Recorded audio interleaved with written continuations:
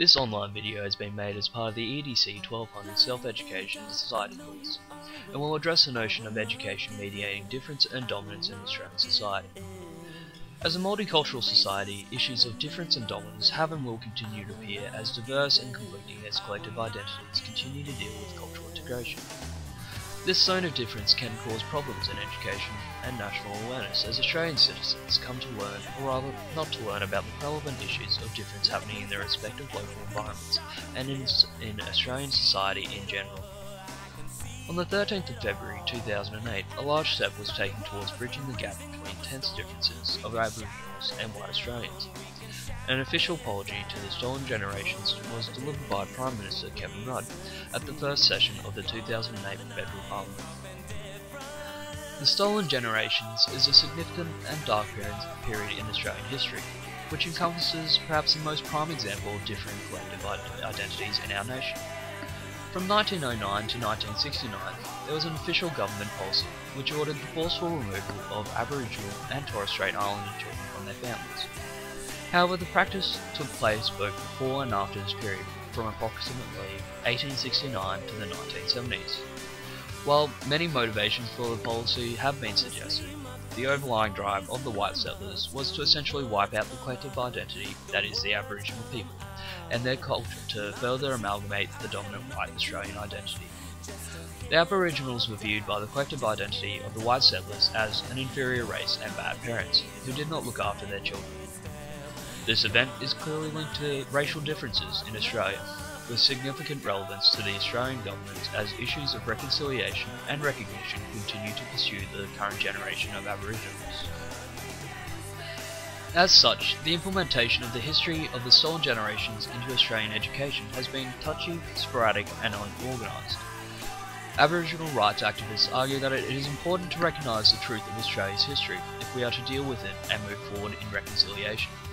So to help bridge this gap of cultural and racial difference in society, the education system must effectively teach both awareness and in-depth knowledge of this often avoided topic.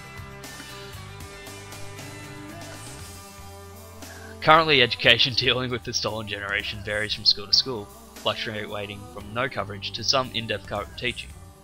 To allow the students to have a better understanding of the history of Australia, the stolen generations should be covered in education. Although some of the events that occurred may not be pleasant, everyone that identifies with being Australian should by rights know what has happened. Our proposal for the study of stolen generations is aimed at the high school students. This curriculum will ensure that all students will have a basic understanding of what happened during this period of Australian history. We propose that a national curriculum is imposed. This national curriculum will integrate Aboriginal studies into both junior and senior studies.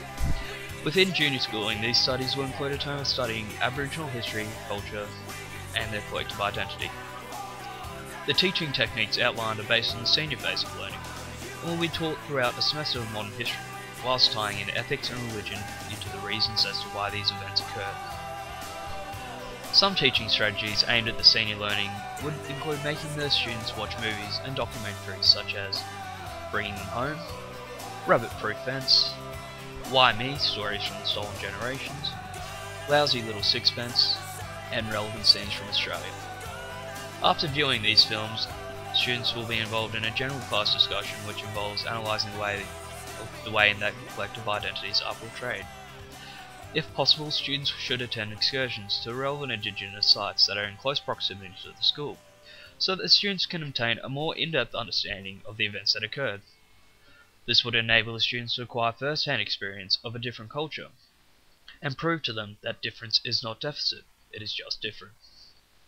It is suggested that guest speakers such as Aboriginal elders, organisational representatives, and family members affected by what happened during the period of the stolen generations are invited to the school, so that students have an opportunity to understand what issues or the events are caused for the people involved, and what services there are in the wider community in order to overcome these issues. In order to evaluate how well the students are developing their personal skills and understanding of this content, assessment will be required. Therefore, it is proposed that the students will be assessed on class participation and a mixture of the following: essays of different aspects of the events that occurred, persuasive speeches detailing events and case studies, and a report on the Stolen Generations Memorial in Mount Annan Botanic Gardens near Campbelltown, and why it was created. The stark difference in societal positions found in the time of the Stolen Generations is a clear example of the tense differences of community identities.